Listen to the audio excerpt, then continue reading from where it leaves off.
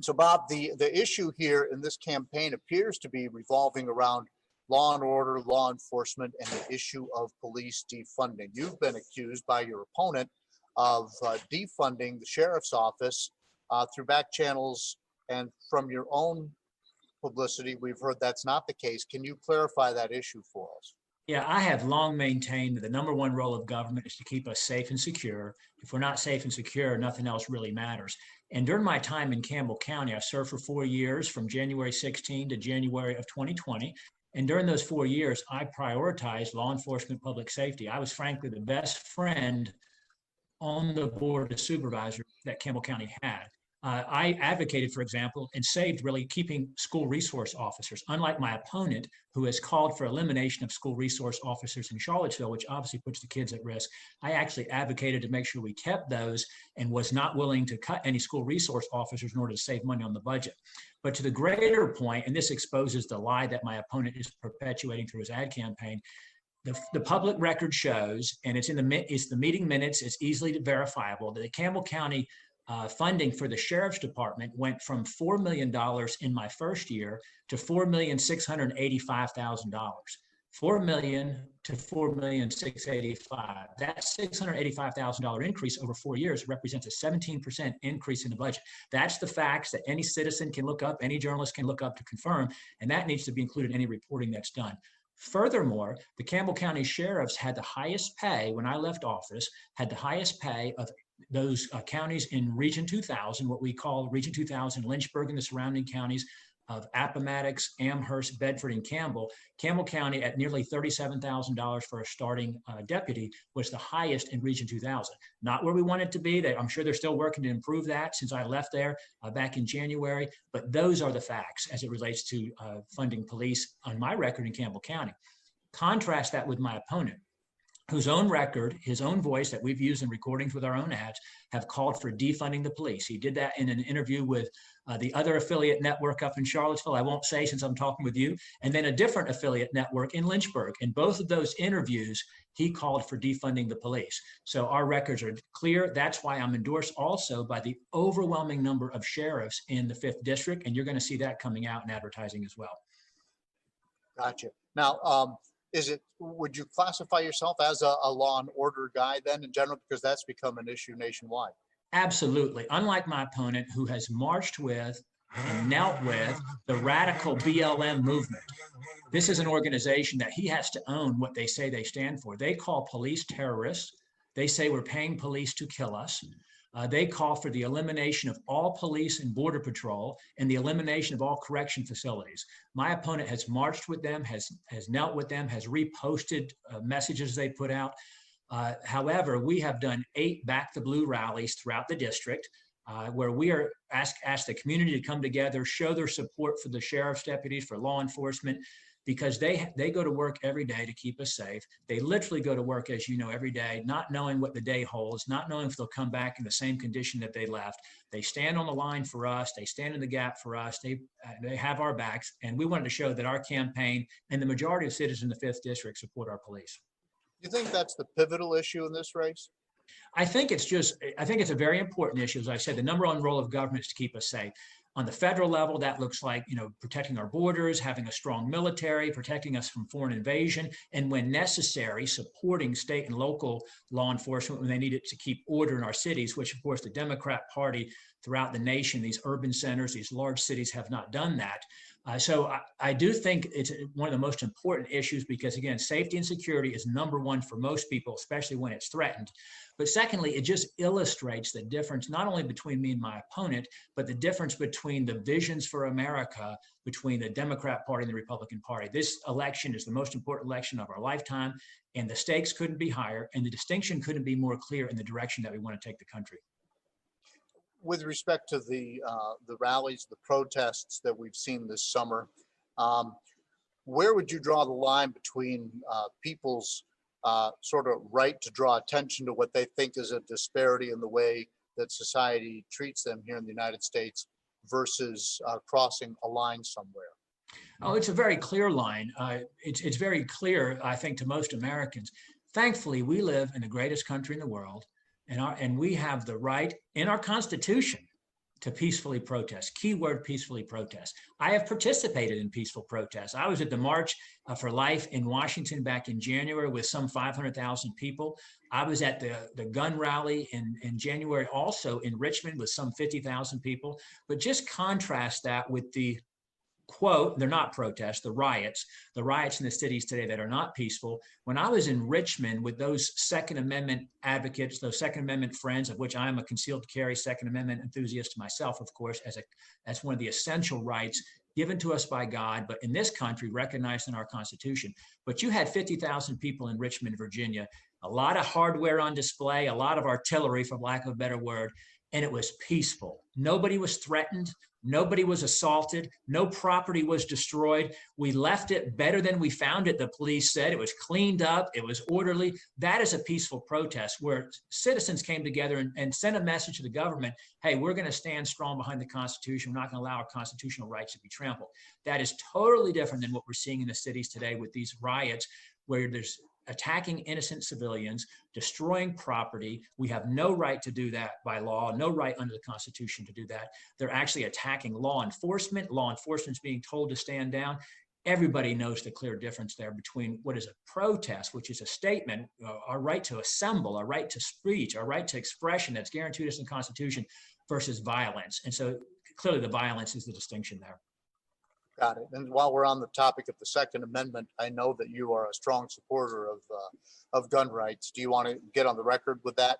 Yes, absolutely. Another point of great distinction. My opponent and I could not be more different on just about every issue. And one of those is also the Second Amendment.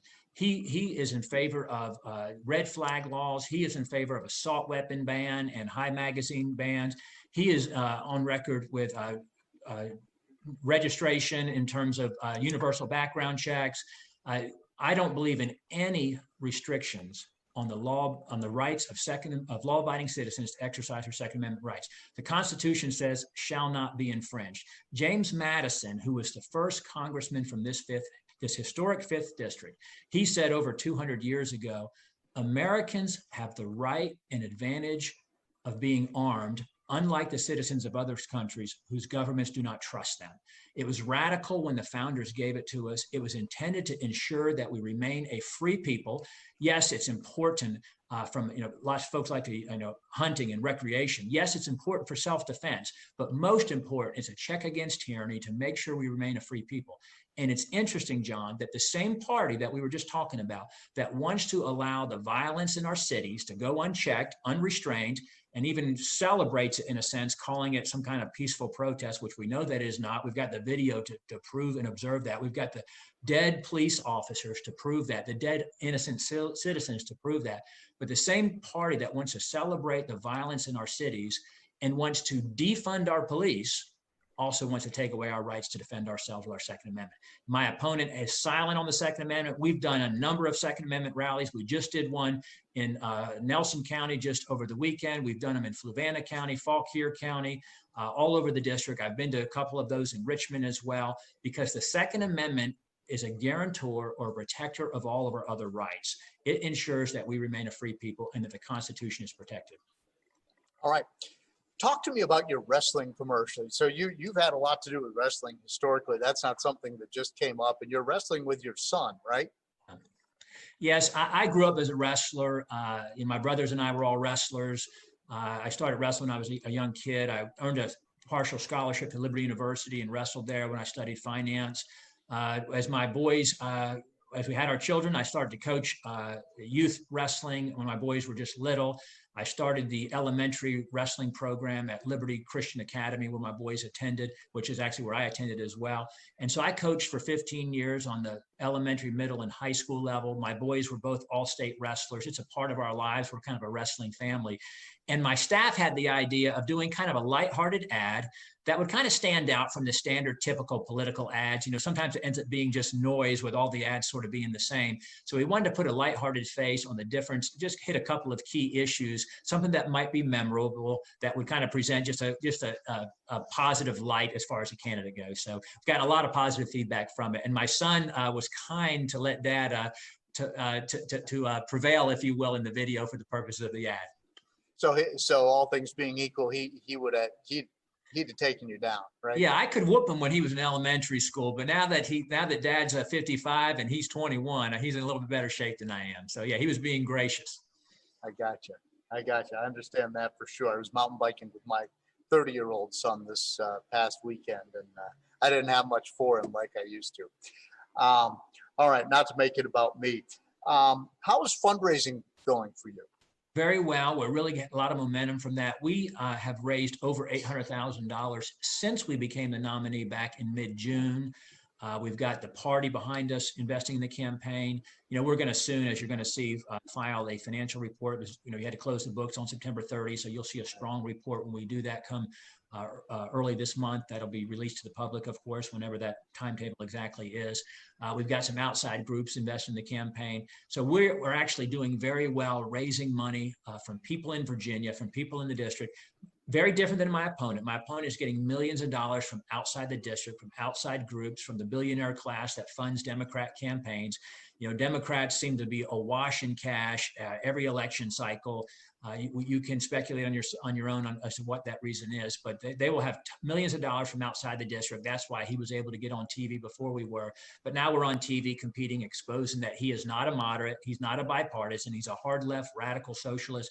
That's why he was endorsed in the primary by the Kamala Harris's, Elizabeth Warren, and the squad members, because he will enact their agenda. The first vote he would cast if he were to be elected would be for Nancy Pelosi as Speaker, unless he voted for somebody like AOC who challenged her. He would vote with the Democrats to impeach the president. The Democrat Party always votes in lockstep. While the Republican Party has moderates and has conservatives and everything in between, the Democrat Party votes in lockstep. You don't see the Democrats splinter off a little bit like Republicans do some. The Republican Party is the one that has toleration, if you will, of differing views. And there's different views on the spectrum from moderate to conservative. You don't see that in the Democrat Party. He will be at the behest of Nancy Pelosi if he were to be elected. And Nancy Pelosi and the Democrats have already said they're going to impeach the president again if they hold the House, and my opponent would vote right along with them to do that. So you expect that, because you had quite a gap to make up on the fundraising side, do you think you'll close that gap significantly or enough? Well, we're going to have what we need to be competitive and what we need to win this race. He's going to produce a very strong number. They're going to outspend us. They did in the previous couple of election cycles when we had open seats like this, and they're going to do it again this time. But we'll have what we need to accentuate the differences between our candidacies and our vision for America on every issue. We couldn't be more disparate on that. And so we'll have what we need to expose him for the radical leftist that he is and his agenda, which is totally contrary to the majority of the 5th District. And so we believe the 5th District will elect President Trump, and they're going to elect a congressman who will support President Trump in office. Very good. You are running to a certain extent, and I'm hearing that in the background of all of your answers so far, on your Christian values. You went to Christian school, you worked at Liberty University, attended Liberty University. Is that a pillar of who you are and where you're coming from? Absolutely. I'm a born-again Christian. I'm very open about my faith. And the great thing about our country, while our country was founded on Judeo-Christian principles, founded almost exclusively by men of faith, most of them Christians, who sought divine providence in crafting this Constitution. They actually believed it was a miracle they could come together and craft this representative democracy, this sovereign republic that we have. And again, depending on divine providence, the First Amendment to the Constitution protecting our right to the free exercise of religion. And the great thing about America is that we protect everyone's right to believe how they want to believe or not to believe. There's so many countries around the world where if you don't adhere to the sort of the state-sponsored or majority religion, you suffer true persecution, even at risk of life and limb in many cases. That is not the case here in America. But yes, my faith certainly guides my worldview. Folks get upset when I say I'm a biblical, constitutional, and economic conservative, but on a personal level, certainly my faith shapes my view and my philosophy of life, my worldview, how I live, and absolutely. Okay. You had a photo taken with Senator Mike Lee. When was that relative to his COVID diagnosis? Yeah, I don't know when he was diagnosed. We were in DC on September 23rd, So what is that, some 12 days ago. And we met with a number of folks on the Hill, Republican senators and congressmen and so forth. And so I was with Senator Lee briefly that morning. And so I found out about him getting sick. I don't know if it was Friday or Saturday. So it would have been 9-10 days after that. I'm not sure any more than that as far as his situation. So certainly praying for him, hope that he's well, and trust that he is doing well. And you're feeling fine? Fine, absolutely. You know, by the time we found out, again, it had been 9 or 10 days and we haven't experienced anything. I was only around him for just a few moments. We were in close proximity quickly for the picture, and we were distanced the rest of that time. Yeah. Do you have any thoughts on the president's tour going around in his SUV for saying hello to the well-wishers? Well, I'm so thankful for our president. I think he's the best president of my lifetime. I believe he's going to be reelected. I'm thankful for his courage and his fight and his tenacity and the things that he's done in his first term. And I'm going to do everything I can to help him get reelected, and then, Lord willing, to help him enact his second term agenda by supporting him in Congress. You know, it's funny, no matter what the president does, he's going to catch criticism from some folks who don't like him, of course. But it's like I saw somebody say on the news today that, you know, these Secret Service agents, you know, how do you think they got him to Walter Reed? How are they going to get him back to the White House? You know, these folks are, you know, they put their safety, they sacrifice any risk to themselves personally, if you will, to keep the president safe. And I'm sure they would not have let him in that vehicle if they didn't think that it was, you know, was reasonably safe to do so. I'm told, same thing that you would see, that they were wearing protective equipment for the Secret Service to protect them. And so have no concerns there. Yeah, very good. Now, on the topic of transgender marriages and bathrooms and restrooms, you've been quite outspoken on that. Where do you come down, and what would your position be on the LGBTQ rights and so forth? Well, we actually haven't been real outspoken about it. The media has been real outspoken about it and tends to focus on that as if it's a foundation of our campaign. We really haven't emphasized it. You know, again, as I've said earlier in the interview, I have a biblical worldview. I'm a born-again Christian. My faith guides my life and how I live my life. As a born-again Christian, I'm commanded to love everyone, and I do that. I try to accept and love everyone and respect who they are. But I also respect religious freedom. And I respect the Constitution. And in the Constitution, meaning I respect legislatures' responsibility to make law, the court's responsibility to interpret that law, the executive's responsibility to carry out that law or enforce that law, and also respect the right of individuals and organizations to exercise their religious freedoms and the views of one person not to be forced upon another. Right. But how do you feel about, like, bathrooms? Should there be male and female bathrooms? Yeah, I'm certainly a believer that people ought to use the restrooms that are appropriate to their biological gender. I'm particularly concerned and I spoke about this, and maybe perhaps this is what you're referring to. I spoke about this during my time in Campbell County, that I didn't believe that the government ought to force children, that the government ought to mandate, the federal government in Washington ought to mandate, as the Obama administration was trying to do, in my home, Campbell County, that the school system had to allow boys to use the girls' restroom if they wanted to, or boys to use the girls' locker room if they wanted to. That those 99% girls in the hypothetical situation, but those girls in those locker rooms and those restrooms ought to have to accommodate a boy who is choosing to identify as a girl. I think that the rights of the girls in that locker room and that restroom ought to prevail, and they ought not to have to be subject to that. Very good.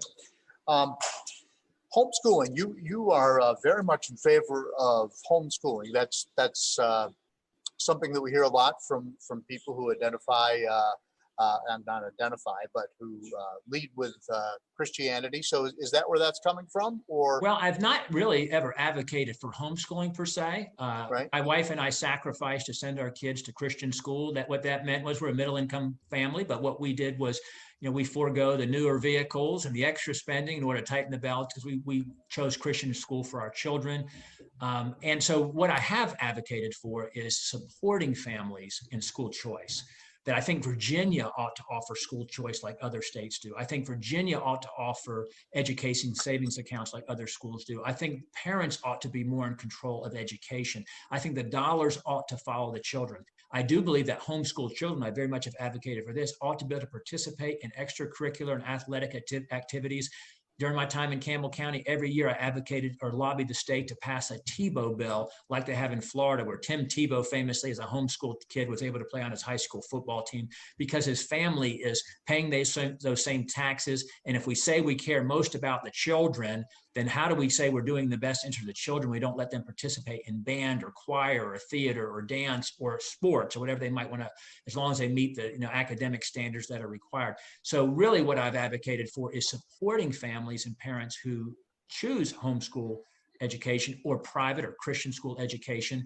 And I encourage that in terms of financial support, but also I'm in favor of charter schools and school choice. I think without penalty or consequence, parents and families ought to be able to choose the best school for their children. They ought not to be trapped in failing schools, which my opponent is dead set against school choice. He absolutely is against school choice. He wants to allow children to be trapped in failing schools and not to have choice. He wants to protect that it's only the government school option, if you will, that he does not support homeschool families. He does not support private or Christian school families. He doesn't support the dollars going with the children. I think competition is good. I think parental control is good. And so that's really what I advocate for. Okay, very good. On immigration, where do you stand on the Dreamers? Well, I don't believe in providing citizenship to folks who come here illegally. I don't believe in a path to citizenship. I think our immigration policy needs to be an America first immigration policy.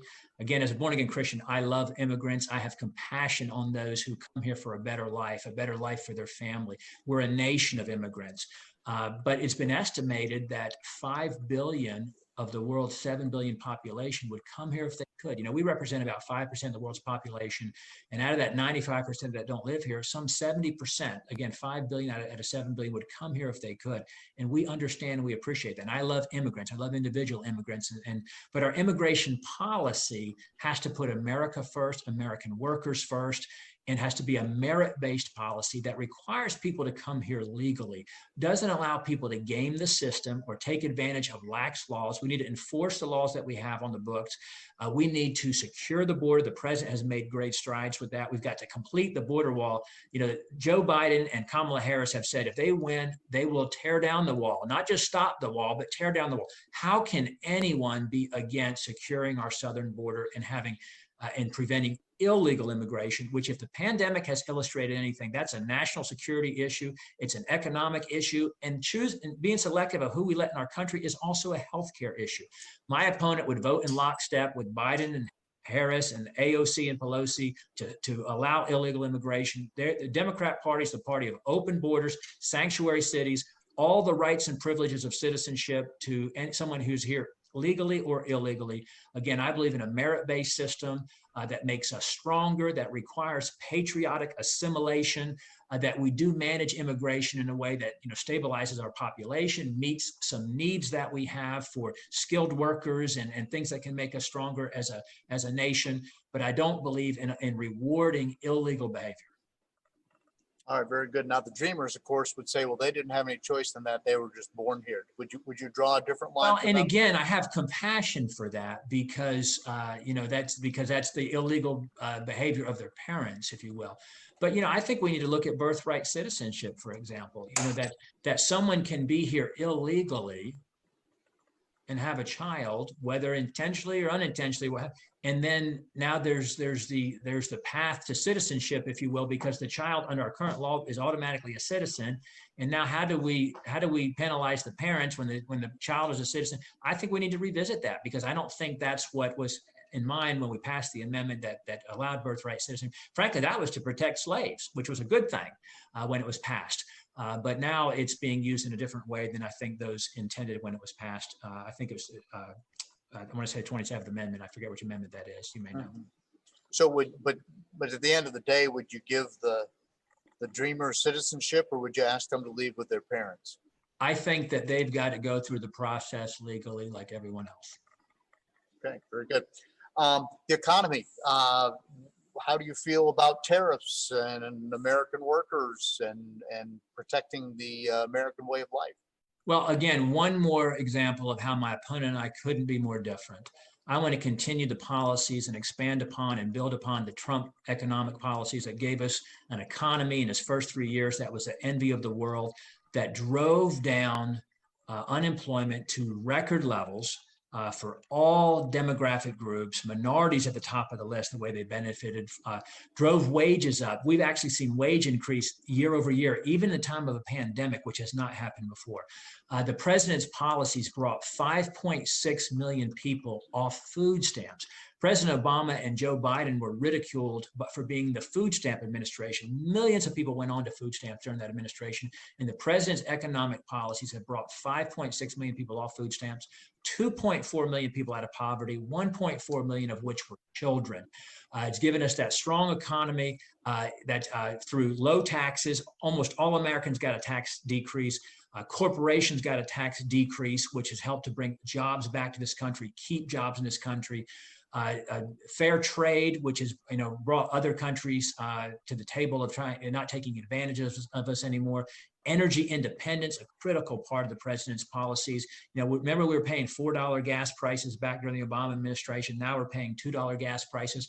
Nothing impacts the middle class family, lower income families, or seniors and young people than what they pay at the pump twice a week to fill up the gas tank.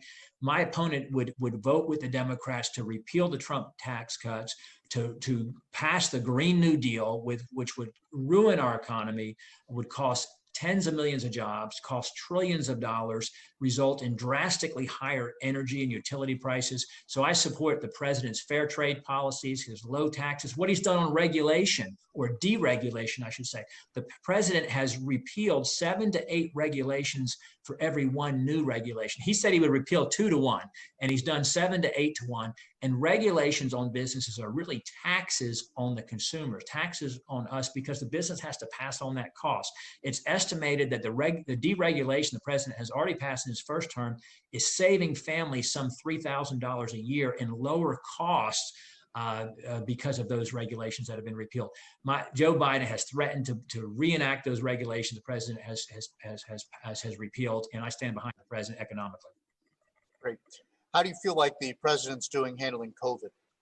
I think the president's done, a remarkable job. When you think about how he was for confronting China early on in his term, and the president was criticized by the left, by the Democrats, and many even in the media for confronting China and recognizing China as the threat that it is. He was early on that, and now everybody realizes from the pandemic what a threat China is to us. And so what he did early on in January, end of January, when he stopped travel from China, the virus originates in China. They stop, travel to benefit themselves, but they don't stop travel to the rest of the world. The president saw it, and in early January, the president enacted a travel ban from China. What the president has done to speedily improve therapeutics or our treatments.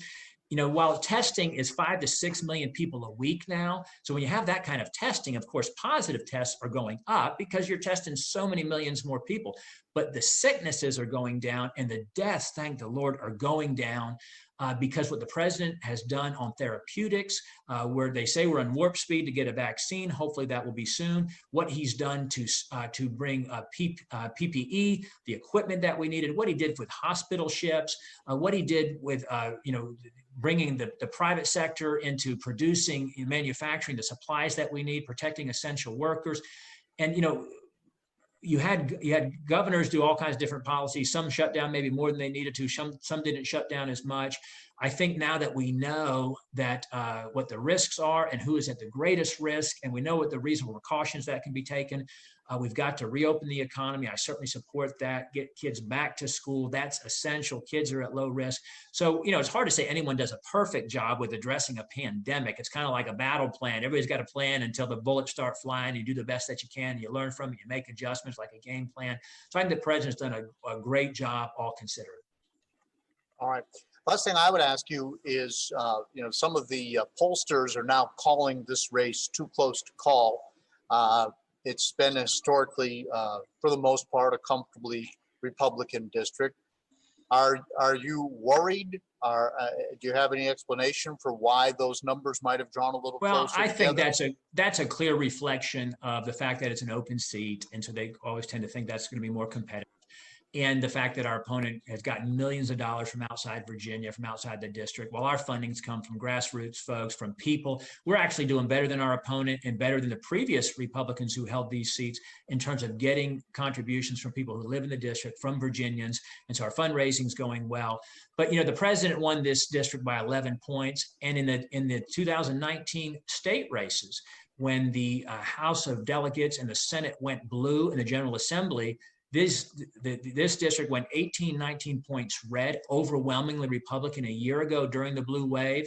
I think the president's going to do very well again here. I think folks are going to vote for a congressman that's going to help him enact his agenda versus voting for a congressman who would try to stop everything the president's trying to do, would fight against them tooth and nail in Washington, would be aligned with the AOC and the Nancy Pelosi and the radical left. So while we are taking nothing for granted, we're going to fight, scrap for every vote. We're going to run like we're behind. We know we're outspent and we're outfunded. We believe what we got. We have what we need to be competitive, and we expect to win. And we're going to do everything we can to make sure that we do.